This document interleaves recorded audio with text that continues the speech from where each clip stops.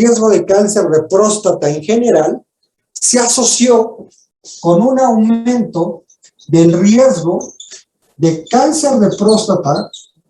Vamos a ver más adelante una clasificación. Aquí en este caso el finasterida se asociaba con aumento del riesgo de cáncer de próstata de alto riesgo. O sea, aunque en general disminuía todos los cánceres de próstata, había uno que lo aumentaba. Y ese era el cáncer de próstata de alto riesgo. Vamos a ver más adelante cuándo se clasifica de alto riesgo. Y entonces vino la FDA y dice, ¿sabes qué? La alfa-5, los inhibidores de alfa-5 reductasa no se pueden utilizar como quimioprevención. Entonces les comento esto porque, a diferencia de mama, hay sí el saltamoxifeno, pero en próstata no. Se ha intentado con los inhibidores de alfa-5 reductasa, pero no han tenido éxito. ¿Okay? Y otra forma de prevención muy interesante, al menos 3 estudios serios que han evaluado el número de eyaculaciones. Y esto, por ejemplo, se estudió en población de los 20 a los 30 años, que creo que aquí todos tienen entre 20 y 30 años, los hombres. Yo ya no estoy en esa edad. Pero los que están acá creo que la mayoría está entre 20 y 30. Esos 3 artículos comentaron que si tú eyaculas más de 5 veces a la semana o más de 21 veces al mes, es un factor protector para desarrollar cáncer de próstata. Y de hecho, tiene un RR, odds ratio, de 0.66. ¿Qué significa? Que el eyacular esto te baja el riesgo de cáncer de próstata en un, ¿cuánto sería? 34%, ¿no? Te baja el riesgo de cáncer de próstata en un 34%. Entonces, todos los hombres de aquí en adelante, pues a eyacular mínimo 5 veces a la semana o 21 veces al mes, ¿sale? Hagan la tarea. Ahí lleven su registro. Decían en el otro grupo que ahí van a llevar su control. Un compañero usted dice amén. Entonces recuerden eyacular, ¿vale? Y búsquenlo en PubMed, pónganle eyaculación y próstata, y ahí están los 3 estudios, esos 3 estudios donde evalúan esas situaciones. Muy bien. Histología. ¿Se acuerdan que cuando vimos mama era el carcinoma ductal? Pulmón, adenocarcinoma. Colon y recto, adenocarcinoma. Aquí en próstata la principal histología es adenocarcinoma nuevamente. Adenocarcinoma. Pues prácticamente es una glándula. O sea, lo más probable es que sea un adenocarcinoma. Como paréntesis, obviamente no quiero que se lo aprendan, pero que lo tengan en mente. Hay un tipo de histología que se llama de células pequeñas o neuroendocrino.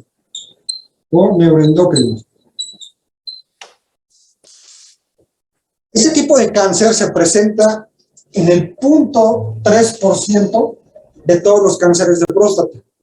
¿Pero por qué se los menciono? Porque se comporta de forma totalmente diferente. Cuando es esos tipos de tumores, no aumentan el APE, o sea, no aumentan el antígeno prostático específico.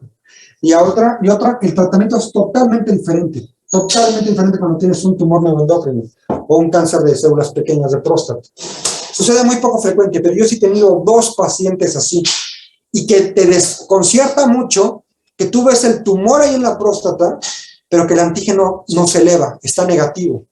Entonces, cuando tengan un paciente así, piensa, oye, ¿no será un neuroendocrino? ¿O no será uno de células pequeñas de próstata? Aunque es poco frecuente, el 0.3%, pues si lo comparamos con la población de México, y que es uno de los principales cánceres a nivel mundial y en México, pues a lo mejor este 0.3% no es tan despreciable. Bueno, muy bien. Seguimos con cuadro clínico. Cuadro clínico.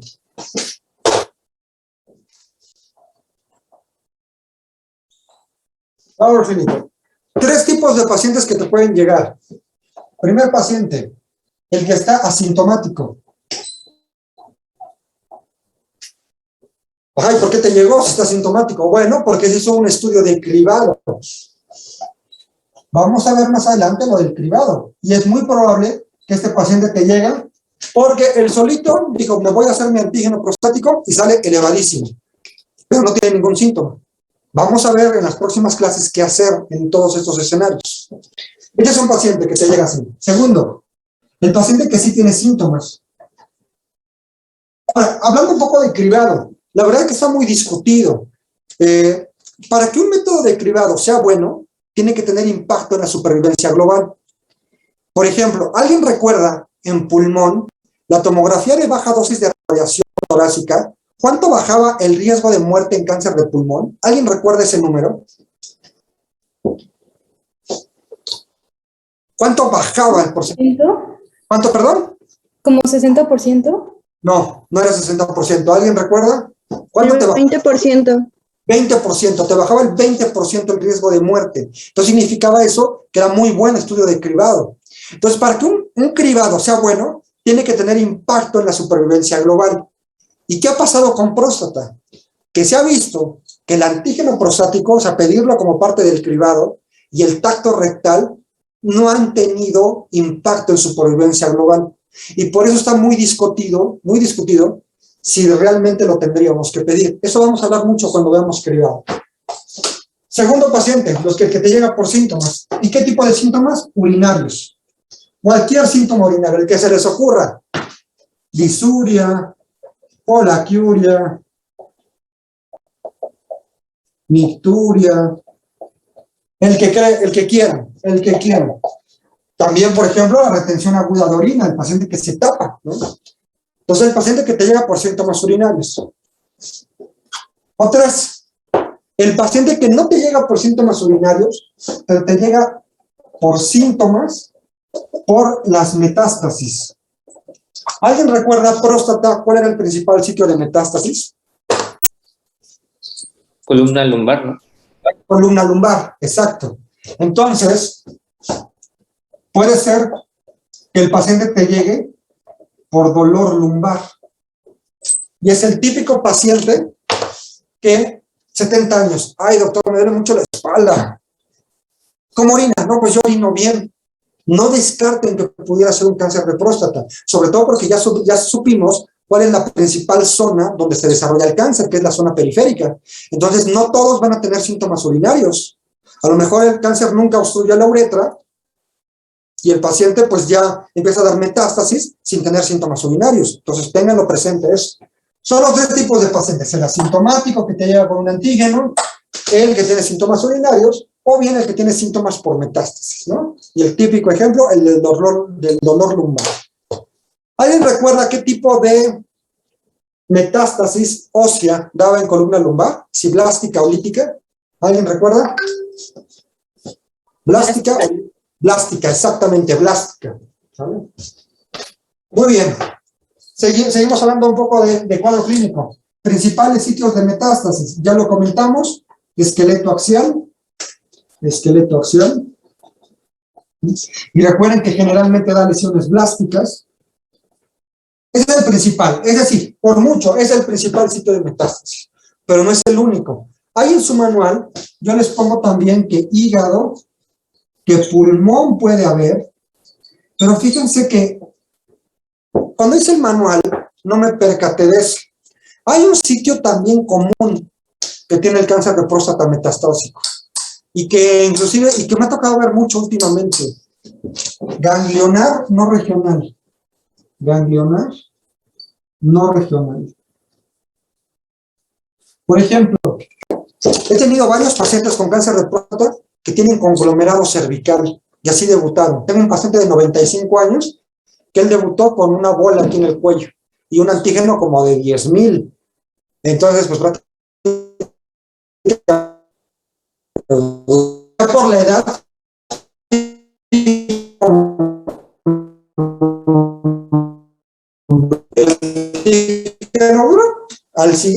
a los 2 meses ya había bajado a 35.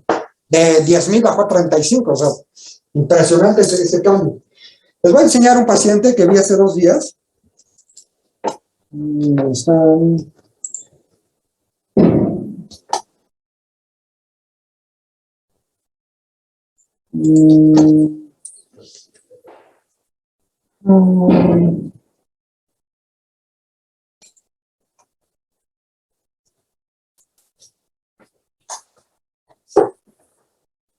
Aquí está. Fíjense este conglomerado, este es un paciente con cáncer de próstata. Chequen dónde está la columna. Fíjense, aquí está la columna. Todas las bolas que están acá, estas, es el conglomerado retroperitoneal. Vean en las otras imágenes. Vean aquí, por ejemplo, aquí. Todas esas bolas es conglomerado retroperitoneal de un próstata. Vamos a ver otra imagen. Vean el ilíaco. Cómo está destruido por tumor. Oh, no, esta imagen sí dije, ay, no inventes. Llegó muy mal el paciente. Hace 5 meses, yo no lo traté, lo trató el urólogo. Por lo que me decía el paciente, llegó muy, muy mal. Se le inició con Degarelix. Recuerden que el Degarelix es el antagonista de GnRH. Y ahorita a los 5 meses, como si nada el paciente. O sea, tienen muy buena respuesta, aunque sean metastásicos. Vean la columna. Si bien habíamos dicho que la mayoría son blásticas, muchas veces hay muchas lesiones líticas, se rompe el hueso. Vean, por ejemplo, aquí en la pelvis, vean cómo aquí está la lesión lítica, hay muchas lesiones líticas. Vean aquí en esto el sacro, cómo se ve esa lesión. Vean aquí en el corte de columna, que ya lo veíamos. Vean, por ejemplo, aquí estas lesiones. Vean en el fémur, aquí también una lesión. Hueso le encanta próstata, le encanta. Vean aquí cómo está toda la columna como despostillada.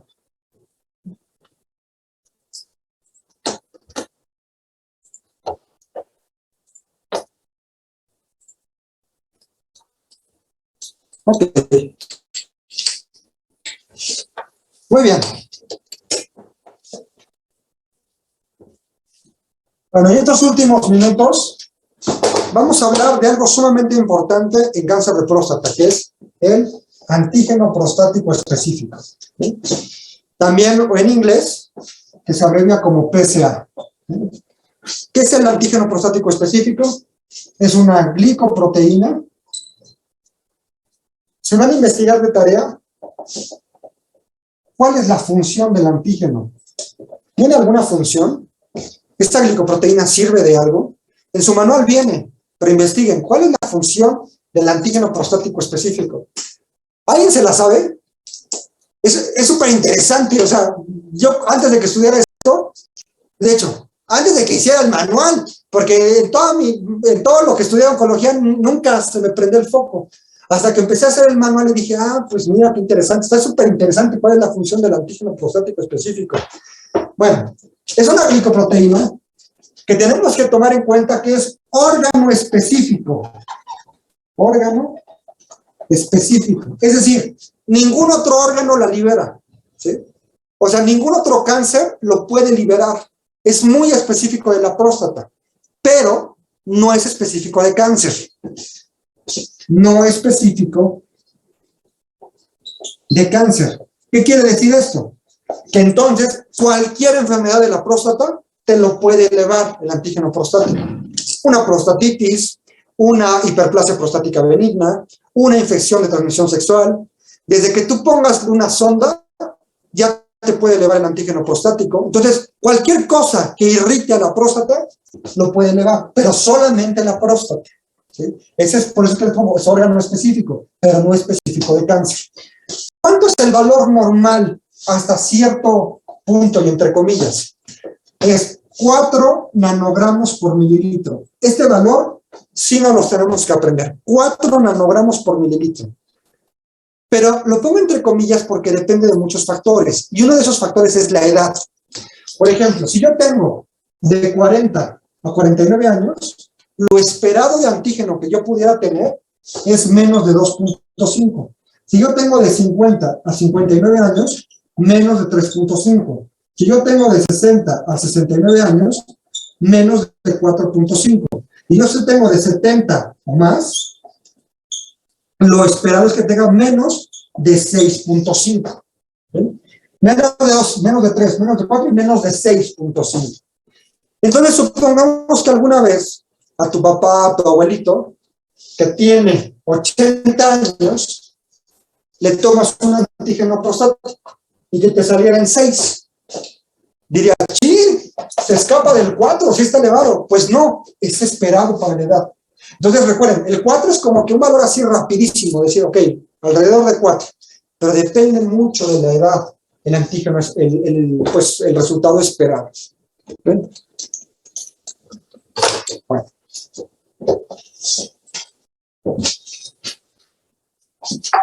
Esto lo vamos a ver muy rápido. La siguiente clase, de todas maneras, lo vamos a volver a comenzar. ¿Qué pasa en una próstata normal? Tenemos aquí la próstata. La próstata, las glándulas prostáticas, antes de que se convierta en el antígeno prostático, lo va a liberar como en una forma de proenzima. La va a liberar como ProAP, o que es una proenzima. Recuerden que siempre que lleva la palabra pro, significa que está inactivo. Entonces, esa es la primera sustancia. La libera como una proenzima, como un ProAP. Este ProAP pasa al lumen.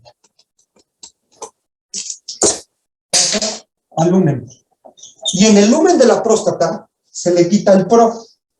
Y entonces se convierte en AP activo. ¿Sí? Le quitas el pro y se convierte en AP activo. ¿Qué pasa después de esto? Hay dos caminos que puede seguir el AP activo. Uno, pasa por un evento de proteólisis donde se inactiva nuevamente el AP. No pasa a una proenzima, no, se inactiva simplemente. Y entonces vamos a tener aquí AP inactivo. Este AP inactivo va a pasar a la sangre y como está inactivo, pues va a estar libre. O sea, como no hay nadie que lo tiene que inactivar, va a estar libre. Y a eso se le va a llamar AP libre. Ahora, a diferencia del otro camino que puede tomar, de AP activo dice, ¿sabes qué? Yo no paso por proteólisis, me paso directamente a la sangre. Pero en la sangre no puedes tener AP activo, se tiene que inactivar. Y para inactivarse se le pegan proteínas. Dos proteínas son los más importantes que se le pegan. La alfa-1 antiquimiotripsina,